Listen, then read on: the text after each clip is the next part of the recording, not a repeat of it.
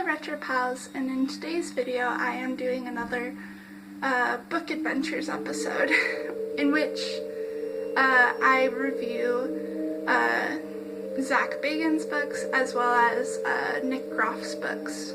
And further in the future, if Aaron decides to publish a book, then I will read that too. Same goes with Billy or Jay or whoever.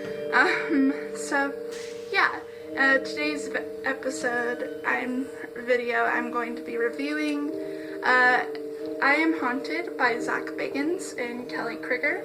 And I read this probably earlier this weekend. I believe I finished it on Saturday, so yeah, it's pretty entertaining. This video, I'm going to explain how it is set up. So the first part, which is the one you're seeing now, is going to be what I thought of the book, in terms of no spoilers, and just explaining kind of what my thoughts and stuff without giving spoilers. And then in the second part, I'm going to dress up as Zach Bagans, as you would have seen in my first video.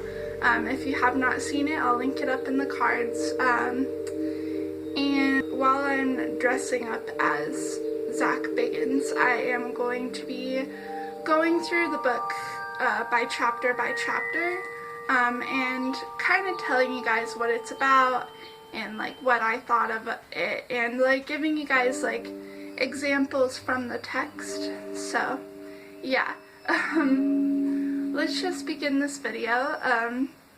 Also, I do want to mention before that I am in no way trying to make fun of Zach or anybody in this book. These are just my personal opinions, and I actually enjoy watching Ghost Adventures, and I believe that Zach and everyone in his crew are very great people, although I do not know them personally, and I don't really feel like they should be bullied or anything because of their beliefs. So yeah, this is just for entertainment purposes, as well as just, so people will know what they're getting into by reading Zach and Nick's books. So yeah, I read I Am Haunted by Zach Bagans and Kelly Krieger, and this book is more about it's like a memoir, but it has anecdotes, I guess, so little stories from his life, and it was very entertaining, although the book didn't really have a concise plot because it was all about him, whereas in the first book that I read, which was Dark World, it did have a plot, I guess, where it was nonfiction. He was giving examples from his life, but he did talk more about paranormal entities and his thoughts about them, children ghosts, animal ghosts I believe are in there, sad ghosts, and all the things that come with exploring the paranormal, as a paranormal investigator, and his thoughts. In this one, it was more about, there was parts about his life, and he went to Romania to do a Ghost Adventures episode. He went and it talks about his experience there. He went to Paris to explore the catacombs, and it talks about his experience there. And yeah, just little things like that. And then he also talks about in this book his experience with the paranormal. He believes he's in empath, I believe, and sensitive. So he talks about being those, as well as like his experience with demons and the devil. And yeah, it was very entertaining. I did thoroughly enjoy it. It was fun to read. I liked the stories in here. Although the one thing I did not like was that there was not a lot of like concise plot. So like it was kind of like very reminiscent of, if you've ever, I think one of the Paul brothers, I'm not sure, who are popular YouTubers, wrote a book, and I haven't really read the book. I just saw like a commentary on it, and it was more like random things, I guess. So that's kind of like, this book was very reminiscent of that, but not as bad. Yeah, and I'll tell you guys my star rating. I gave it a 3 out of 4 stars, and usually, okay, here's my rating system. 1 star, I hated it. 2 stars, it was okay. 3 stars, I liked it. But with 3 stars, I have a high and a low rating. So if I rate it a 3 low, it was borderline of okay, and, or not borderline, but like, it was okay good. And then, with the high 3, when I rate that, I say like really good, I guess. And then out of 4, I loved it. I rated this book a 3 low out of 4 stars.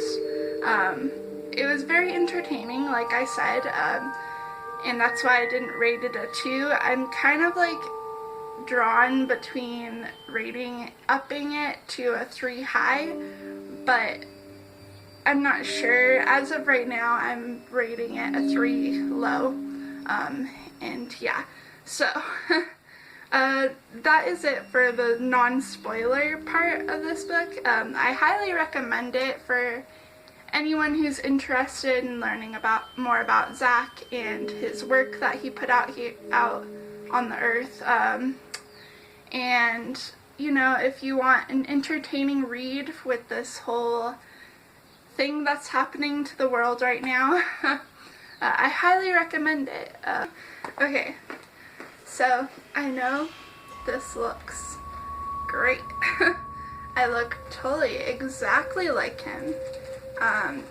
Not really. This is what he looks like, and this is what I look like. He looks like, if he had a puka shell necklace and frosted tips, he'd look exactly like a frat boy. But with me, I look like an emo version of him. Like with this beautiful wig. I was gonna get a different wig, but you know, we're gonna make do with what we have. And also, I don't have I have a black shirt, but I mainly have just band tees, no plain black shirts. So I can't look like all black Zach with him wearing all black. So instead I chose to wear my Not Today Satan shirt, because I feel like it's very reminiscent of what's in this book. He would probably say, "Not today, Satan." So yeah. And without further ado, let us so in this book it has 39 chapters, and some of them are only like 3 pages long, some of them even more, and it has 269 pages, so it's pretty short. I read this in about 1 sitting, so yeah. So the first chapter is actually the introduction, and it's just basically introducing the book to the reader, and I didn't really mark anything down because I felt like it was unimportant, so yeah. And so the first chapter is called, let's see, A Different State of Mind, and it's basically just the reminiscent of the hashtag Not Like Other Girls, but it's more like not like other paranormal investigators or not like other people, because he talks about how like people are really into celebrities and worshiping celebrities, which is okay, and how he's not like that.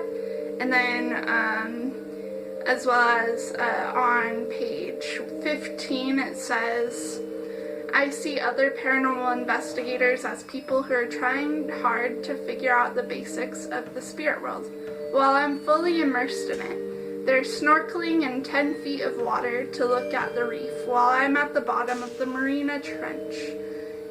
I'm in a very deep part of this field, and I don't mean in terms of evidence. That's what too many people focus on. Visual audio, visual audio, visual audio. EMF, EVP, proof, proof, proof. It never ends. There is proof, but it's more complicated than asking science to prove it. Science changes all the time, and what is accepted as true today can be disproved tomorrow. So that's just an example of how he's like hashtag not like other paranormal investigators, because he says like he's explains that in his paranormal investigations he uses both emotions and equipment so that he can be thorough, which I do understand that, but I feel like I don't know, I feel like other investigators do that too, so it's not just him, I guess. But he does say on page 16, let's be clear, I'm not talking down about anyone and respect other investigators and TV shows. So he does like say like, hey, you know, I respect these people, I'm not talking down about them and stuff, and like just showing them respect. But I feel like he should have put that in the earlier part of the chapter, which is page 13. Instead, he put it on the bottom of page 16. And for people not to get offended, you need to warn them beforehand about, like, just a trigger warning, I guess. So yeah. And then an unrelated note of that is on the same page, page 16, he talks about how he uses pagan voodoo and witchcraft rituals to enhance the paranormal experience. So like he thinks that like doing those rituals stirs the paranormal, and I do understand that, but also like while he's talking about that, it kind of sounds like he's talking about like just saying that it's like really dark and you don't want to mess with it and stuff, and like I don't really agree with that, because pagans and witches and even voodoo practitioners aren't like that at all, although there is some people in that belief system or belief system who do believe or do worship dark entities. Not all of them do, and there is actually a saying in Wiccan and witchcraft beliefs that and ye harm none, do what ye will. So we like those people in that belief system don't harm others, because you know it's not part of their beliefs, although there is some people who don't follow that rule. So what I'm just trying to say is that, like, although some people in that belief system are evil in a sense, who, like, harm people or, like, worship dark entities, not all of them do, and the ones who do are a minority in that culture, or in that belief system. So, yeah. And the way he's writing it just sounds like he's, like, saying every single person in that belief system is, like, using dark energy and stuff, and, like, basically are the minority. So, yeah. And then on page 21, this is just, like, a cringy thing. So he usually puts, like, pictures in his books, and then at the end of each chapter in this book, he bolds letters. So this one has him holding out his hand, and it says, "Take my hand and I'll show you." And I marked it because I thought it was hilarious, because this doesn't even match what is, like, being conveyed in this book. So why is it in there? So yeah, that was pretty funny. On chapter 2, it's all about, basically it's called My Crew is My Family, and it's all about his crew in the Ghost Adventures crew, and yeah, and it was very entertaining, and I only marked one thing in there, and it's about, on page 22, he talks about how he's not just the host of Ghost Adventures, but he's also the executive producer, and he makes the creative decisions of the show, and he's in charge of all other producers and editors when they're not on set. So I found that really interesting. And yeah, it's just that whole chapter was very interesting with the information it had. Chapter 3 is called The Demon House, and it's, as you have, like, heard, it's about his Demon House documentary, and you learn about that documentary and his filming, like, things, and the reason why he bought the house, which I found very interesting. Just something, more information that, you know, we didn't need, but it's interesting, I guess. And then on chapter 4, it's called My Oasis in the Desert, and it's basically, it talks about how he likes small mining towns, and how he likes ghost towns, and how he really wants, like, a simple, small life with, like, basically he wants to live in one of those small ghost mining towns. So that was interesting. Get to learn more about him. Chapter 5 is called Deeper Connection, and it's about how he has these flashbacks of basically, like, these strong flashbacks of the past that he hasn't experienced. Like, he'll go back into, like, a Native American, like, tribe, and he'll, like, feel like he's really experiencing it, and he believes that that is the ghosts from his past investigations, drawing him back to what they experienced in the past, and them trying to communicate with him, which was very interesting. I'm not trying to disprove him or anything. I've never experienced anything like that, so it's just interesting to hear about. And yeah, and then he also talks about being an empath and a sensitive, so that was very interesting.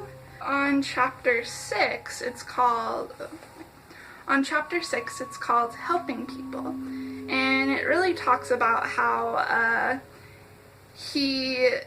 how people come up to him and thank him for helping them through their emotions, and he is happy about that. He also explains why he created Ghost Adventures Aftershocks, which is on page 62. He explains that he created this show because he cares about who are affected by evil forces, and he's like wants to talk to people not because of money or fame, but because it allows me to help them and gives my life meaning. Sorry, not me life. Gives me life meaning. Yeah.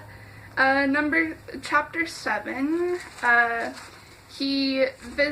It's called It Ain't Chemo. So he talks about how he visits 2 dying teenagers who requested to meet him, and they have cancer, and how those experiences affected him emotionally and kind of inspired him. So that was interesting.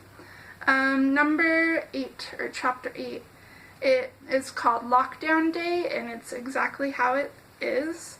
It explains what he does on Lockdown Day and what the crew does, but mainly what he does.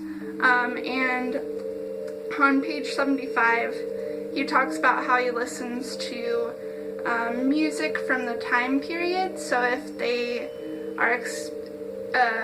are investigating a house that has a known spirit from the 20s who was murdered or something, he'll listen to jazz music from that era, which is very interesting. He also says that he takes time to meditate and organize himself to a baseline.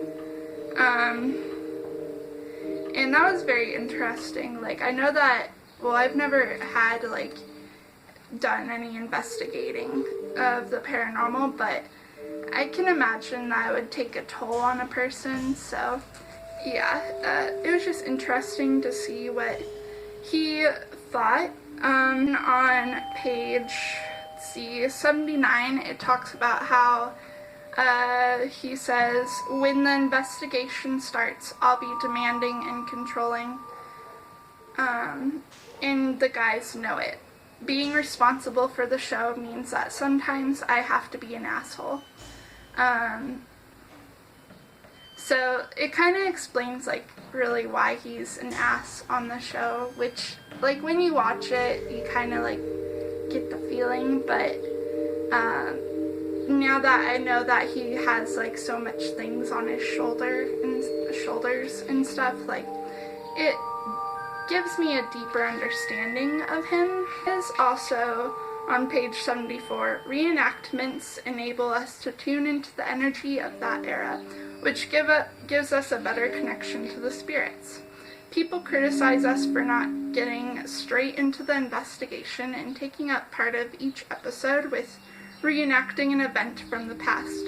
But there's more to paranormal investigation than putting on the equipment, going into a building, and walking around. Which I agree.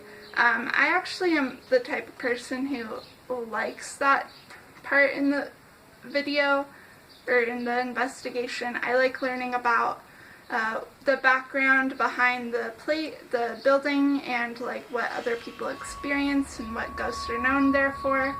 And it's just really entertaining and interesting for me. So yeah. Alright, so on to the next chapter. Get out of here. Okay, so on chapter 9, which is called Reno Crackheads, he talks about how he experienced being confronted by crackheads in Reno, Nevada, and how they were going to fight him, and then he was like, you want a piece of this? And then they left. Which I have to ask, why did he choose to put this in here? what, it doesn't have anything to do with the paranormal, it's just his experience, and, like, is it to prove that he hates bullies, or what? I don't know. Chapter 10 is called Health Risks, and it's about his respiratory health, and how mean spirits possess, oppress, and attack people. And yeah, it was very... Okay, so chapter 11 is called Heart Attacks, and it's basically about how negative spirits can cause heart attacks. And it was very interesting. He says that on page 97 about if spirits can drain batteries, make large electronic devices malfunction, and interfere with engineered electrics, can't say that word, then what they can, then he says, like, then it makes sense that they can cause heart attacks or, like, do something to your body because your body is filled with electric impulses, I guess. So that was very interesting. Chapter 12 is called Romania, and it's exactly what it says. It's basically his experience in Romania. And on page 100, there's this first sentence of the page that I just have to share with you because, oh boy. And it says, I hate flying like a pirate hates a toothbrush. Yeah, what? Okay. Next chapter is chapter 13, and it's called Netherworld. And this is where we get into the lovely rendition of Zach's obsession with vampires. And in the beginning of each chapter, he basically has this blurb of, like, kind of the chapter's about. And it says, I am an official member of the Saber-tooth Vampire Clan. What?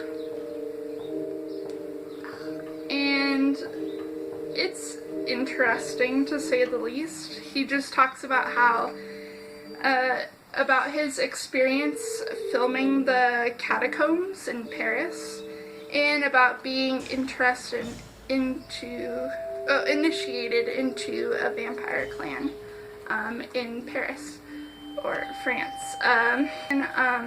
He has a picture of himself with vampire teeth, with the the Father Sebastian, who is, I believe, a big person in the Saber-tooth clan. I think he's, like, the founder? I'm not sure.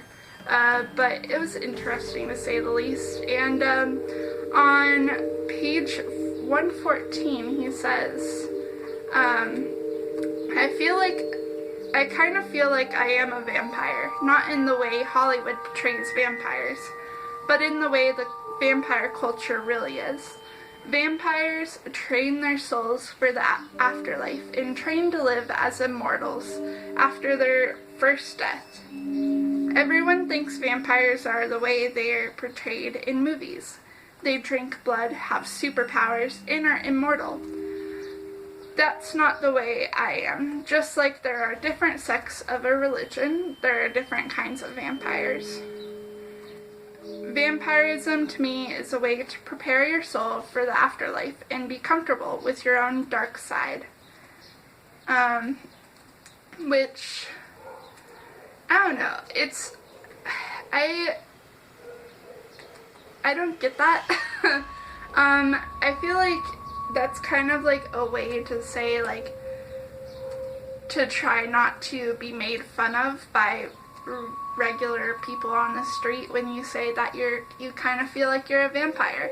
Because yes, people do think about vampires as being how they're portrayed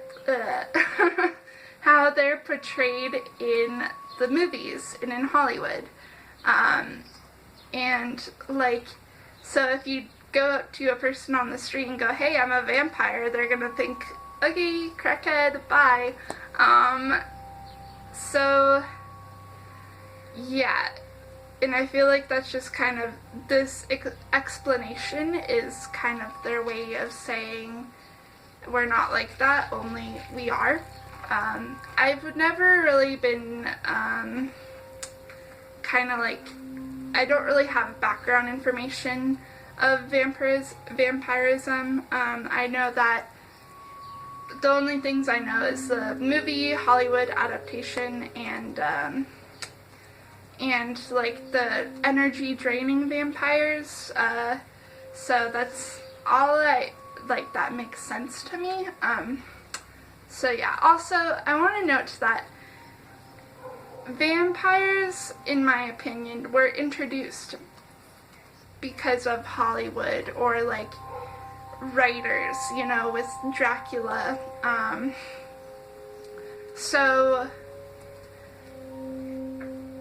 in a way, like, vampirism really began in Hollywood, or as entertainment purposes. So I understand, like, how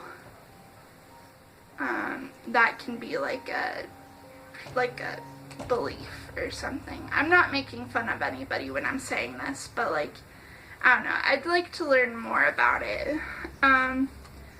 See, on page 111 it also says Nutella is like Axe body spray. Chicks love the smell of it.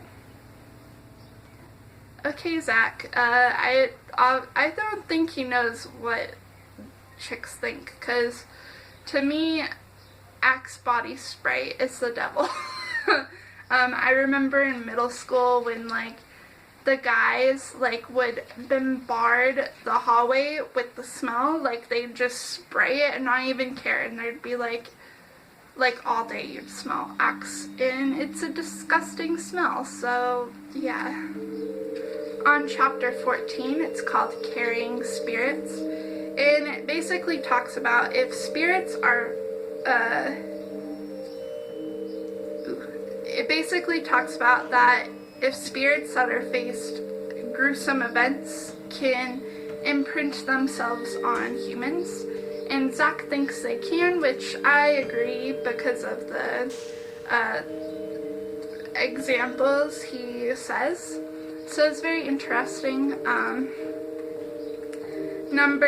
Chapter 15, he is called Dolls, and it basically talks about how why he hates dolls and his experiences with them. And he has a theory about how dolls can store paranormal energy better than most inanimate objects. There's one simple explanation for this. They've been loved. And that's on page 126. And I do agree with him, but also to an extent. I feel like, as you have seen on the YouTubes, there's some very fake haunted dolls on here. And there's also some real ones, but I don't know. It was interesting, to say the least. So, yeah. On chapter 16, it's called Weather, and it's basically about how Zach thinks spirits affect the weather and vice versa, and I agree with that because of what he says and kind of my own personal experience, I guess. Chapter 17 is called A Savage Attack in a Peaceful Place. It's basically about why Zach moved to California for a bit and his experiences discovering the Tor House, or T-O-R house. And that was very interesting. Yeah. Is it still filming? Yeah. Yeah, okay, sorry. On chapter 18, it is called St. James Hotel, and it basically explains that when Zach is sick, he still has to film and host Ghost Adventures because that's just show business. And it tells about a time where he was sick, and he also, in his sickness, he was in a van or RV or whatever, and then he accidentally witnessed the driver run over an animal, and Zach's like not about that. He does not take animal cruelty, even if it's an accident, very well, so that was kind of sad. Chapter 19 is called Overland Hotel, and it's about how he got plastic surgery on his nose to help him breathing, because he has something called his septum is deviated. So that was very interesting. On page 152, he says that nobody's perfect unless you're Paris Hilton. Wait, she has gigantic clown feet. I don't hate her, but she treated a friend of mine like shit when he tried to help her, so I'll leave it there. Like, why did he need to put that in there? I don't know. Also, I don't feel like Paris Hilton is really relevant in this day and age. I mean, she probably is, but I don't really go with that, I guess. He talks about Kim Kardashian and Justin Bieber and Paris Hilton as being worshipped, I guess, in this culture for the celebrities, but I see Justin Bieber and Kim Kardashian, but I can't see Paris Hilton. I think she's more relevant in the early 2000s. So, Funny is called Dreams, and it basically talks about how dreams are connected to ghosts, which I do agree with, and how ghosts can communicate to you through dreams, which I do have an experience about that, so I'll link it in the I'll link my story time playlist in the cards, and the video's called Ghost Cat Experience, so yeah. And then he also explains his fear of clowns, which he had a dream about when he was little, well, a nightmare about clowns, and he's been terrified since, which I can agree with, because clowns are scary. Let's see. On chapter 21, it's called April 5th, and that is his birthday. And this is a very entertaining chapter because on page 167, he reveals that he has made an album called Necrofusion. And I decided to listen to a couple seconds of his songs, and I have not played the music before, because I wanted to wait until I film this YouTube video, so you guys can see my reaction. So I'm going to go to Spotify, because I do have it on premium, and I'm just gonna look up his album and listen to a part of a song. I guess it's not on Spotify. Okay, so I'm gonna go on YouTube. Let's see if it's on YouTube and play it. I'm gonna only play like a couple of seconds of it in the middle of a song because I just feel like I don't want to get copyrighted. So I'm gonna play a song called Immortal Portal.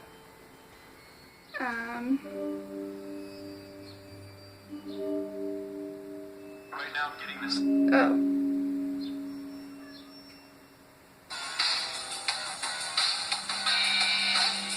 Tell me what your name is.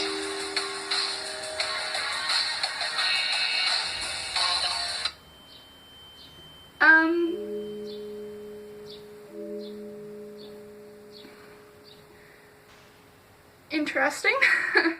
That's kind of what I expected a little bit, maybe. Let's listen to In My Dungeon.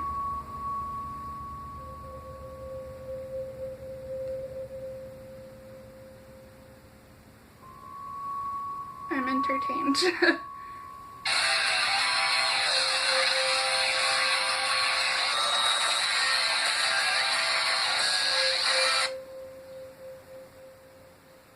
Okay. It sounds very reminiscent of something that I'd listened to when I was 14, 15, but nothing that I would listen to anymore. If you would like to listen to the whole entire album by yourself on your own free time, I'll link down in the description box where you can find it. Just link, because there's a playlist on YouTube, so I'll just link that playlist for your own enjoyment. So chapter 22 is called Ouija boards, and it's basically all about him warning against the use of Ouija boards, which I don't agree with, because I believe that Ouija boards are just another way to communicate with ghosts. And on page 170 he explains that there's this Ouija board is used to conjure up a demon named Zozo. The legend is that Zozo is attached to all Ouija boards and attacks people who use them, which I feel like is a load of bull. I've never actually used a Ouija board before, but I know that some investigators do. Notably, all the 3 channels that I mainly watch for paranormal related content, which is Revival of the Paranormal, Glowing Ghost Paranormal, and Kyla. So yeah, I don't know, it's just interesting to see that he says that.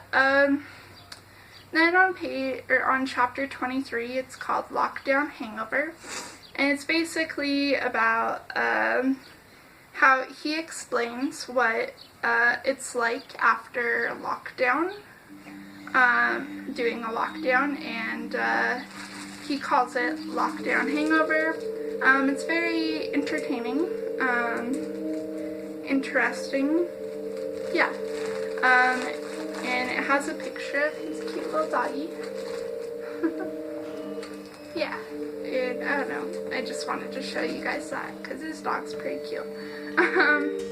Then page 24 is called Post-Possession Blues, and it's about, did I say page 24 or chapter?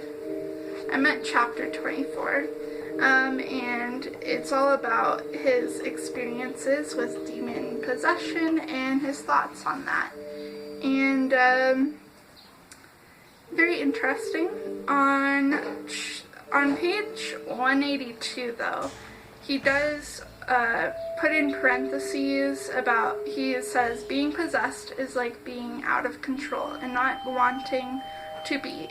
I would compare it to coming out of anesthesia. And then in parentheses, see chapter 19, Overland Hotel, on my nasal surgery for the painful details of that ride. I don't understand why this is in there. Like, we already read chapter 18. It's like, because we're on chapter 24, it's like he thinks that people are jumping around in his book. I read it like any normal human would, from front cover to back cover, so yeah. That was weird, and I'm not sure it really needs to be in there, and he does do that a couple other times, but I didn't mark it down. I only marked down the one. And then on chapter 25, it talks about the time Ghost Adventures was live and someone faked evidence on that live stream, and so Zach confronted the guy. So really what happened was there was this guy that Zach never met who was a paranormal investigator, and he went on the live stream while they were investigating, and he had an EMF or an EVP recorder, and then all of a sudden you can tell that he threw it, and he claimed that ghosts did that the ghost threw it out of his hand, where and then where you can tell like it was not actually a ghost, and like he was being filmed and stuff. So Zach's crew told him about it, and Zach like confronted the guy, and the guy just kept on saying, oh, it was a ghost threw it out of my hand, when it was obvious that it wasn't. And Zach was just kind of mad about that, and he had one of his crew members like talk about that, like saying, oh, this is fake, you know, like this part is debunked, the guy was trying to fake evidence, you know. So that was really interesting. Yeah. And then on chapter 26, it's called Location Disappointments, and it's about how locations didn't have evidence, and how if people hear about a specific ghost occurrence, they will eventually think they're feeling it. So basically, like, he talks about the location, like some locations that didn't have evidence that he couldn't see, but he does say that just because they didn't get evidence doesn't mean it's not haunted. And then another thing, like I mentioned in the about how a ghost occurrence is being felt by people. So basically he talks about on page 197 it says, when tourists who are not professional investigators, professional paranormal investigators, are told these things during a haunted tour, about how like people in this room feel their neck being squeezed, or over here we hear women screaming, they are talking or taking to get a ghost or a thrill. Or when the tourists are told these things during a haunted tour they are taking to get a ghost or a spook or a thrill, they're going to experience those things whether they really happen or not. They're being programmed to hear or feel them, and they think they do. It's mentalism 101. And then he talks about his show Paranormal Challenge, where he took a couple of groups on the show and gave them different pieces of false information in the same room. He told the first group that in a particular room there was a spirit of an old man that liked to poke people in the head, and told another group that in the same room a young girl had died and would put her hand on the hand, her hand in your hand. Sure enough, someone in the first group felt a poke in the head, even though that evidence was potentially false. It's one way to show how the mind can be tricked or even programmed. So that was very interesting. And I do feel like that is true, you know. And it's called Debunking, and it's exactly what the title suggests. It's about debunking and the importance of it, and it's also about why they investigate at night. Let's see.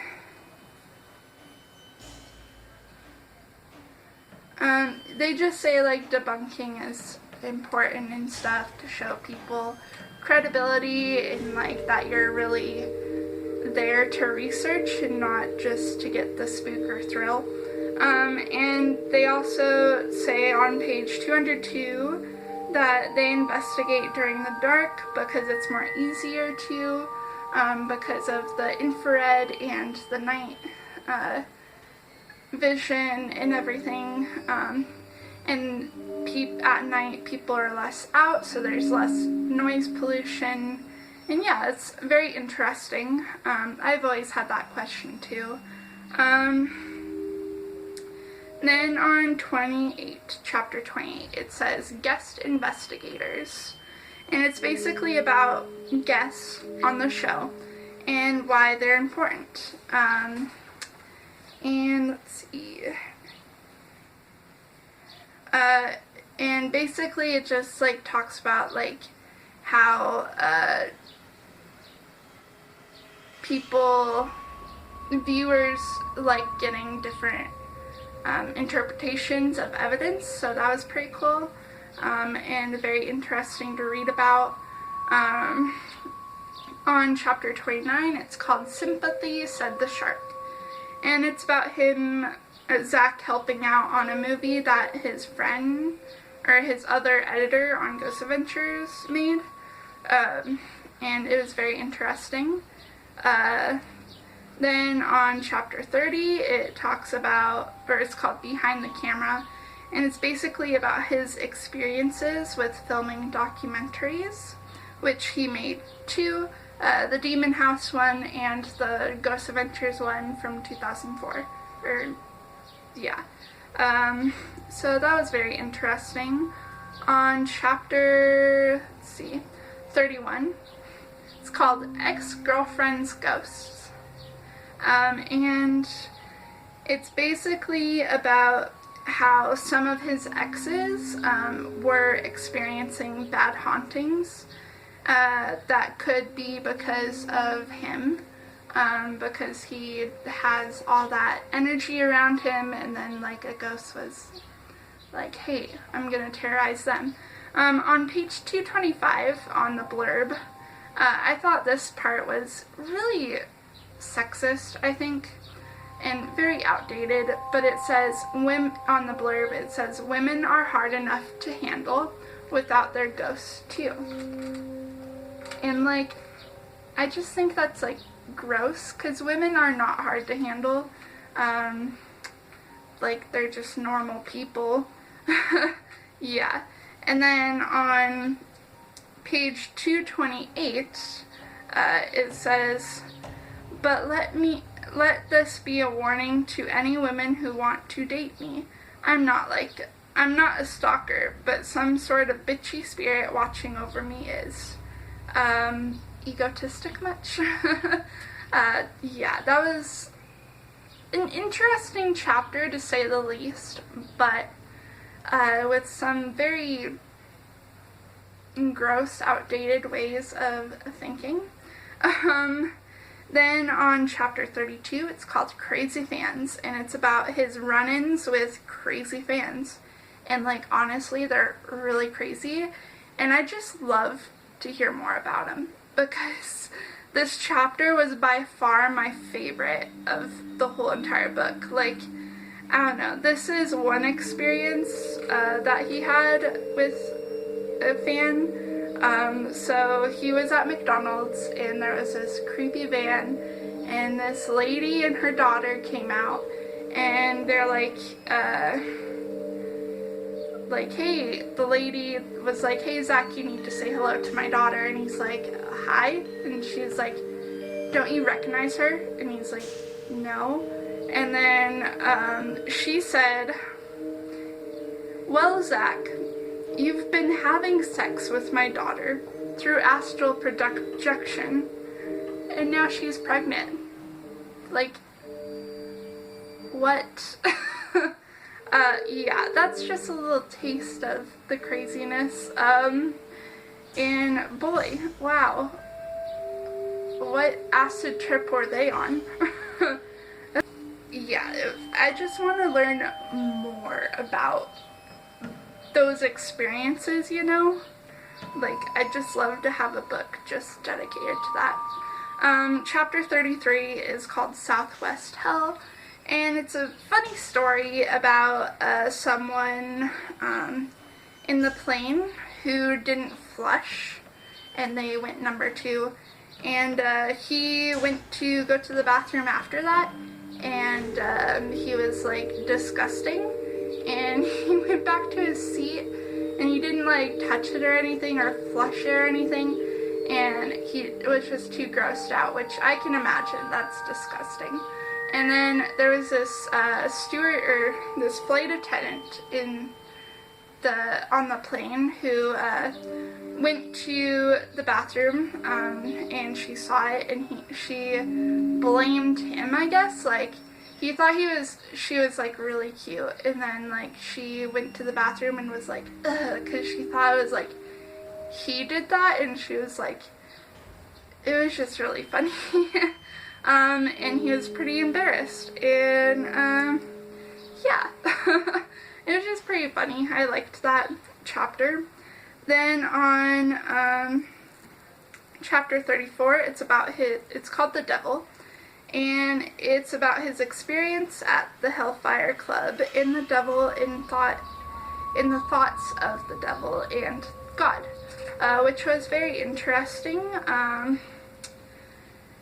Yeah, that's all I can say. Chapter 35 is called Native Americans, and it's about how you don't really need high-tech gadgets for proof. Sometimes all you need is nature. Also, he explains about how Native Americans and their importance of the paranormal because of like the burial grounds and everything. So that was interesting.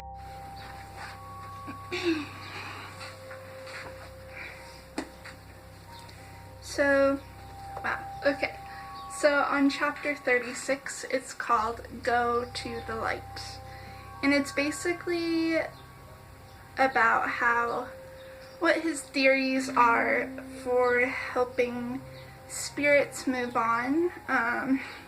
He doesn't think that there is such thing as a light, which I do agree with. He just thinks that you need to communicate with them. And that's what they really want, and they'll move on when they're ready, which I do really, really agree with. He says on page 252, let's see,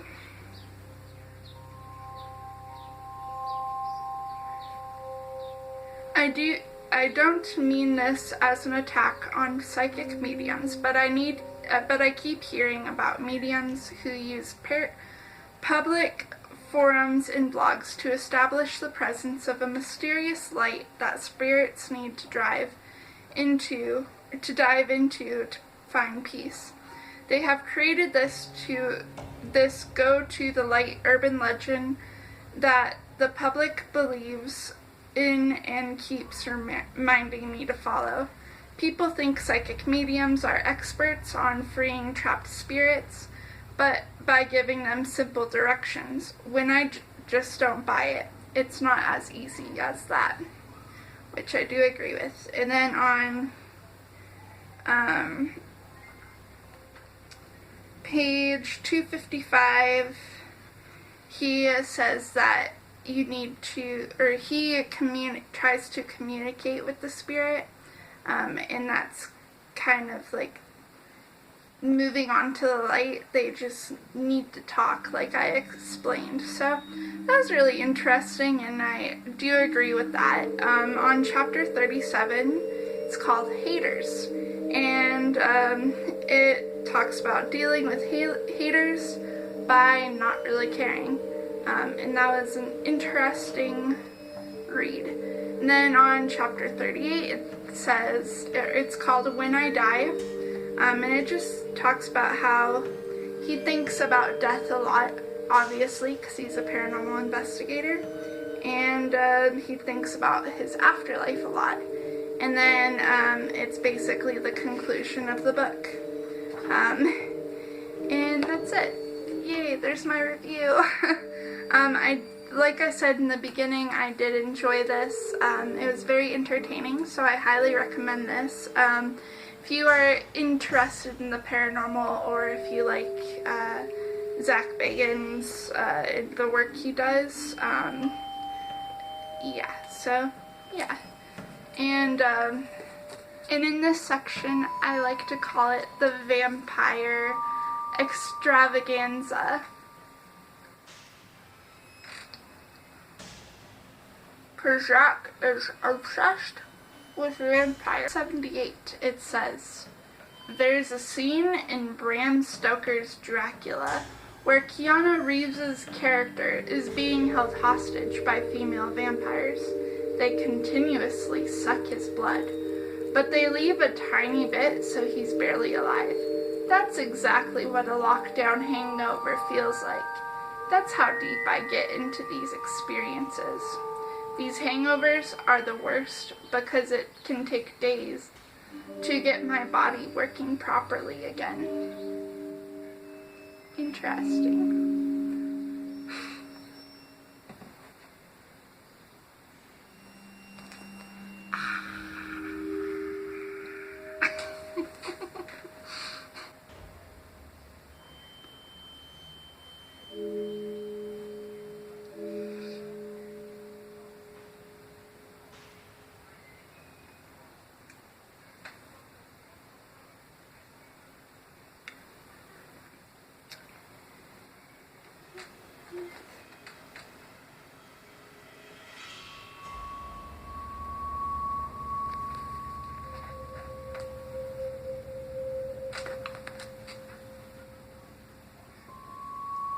I forgot to film my outro. Whoops. Okay, so that was Zach Bagans' I Am Haunted review.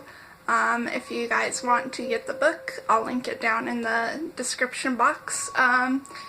If you want, you could like this video. You don't have to. If you want, you can also comment down below and tell me what you guys thought of the book, or if you've read it, or if you were interested in reading it. That'd be cool. But you don't have to. And if you guys want to subscribe, I post book-related content. Sometimes I stray away from that. Like, I'll post antiques and stuff like that, but mainly it's just book-related content. So subscribe if you want.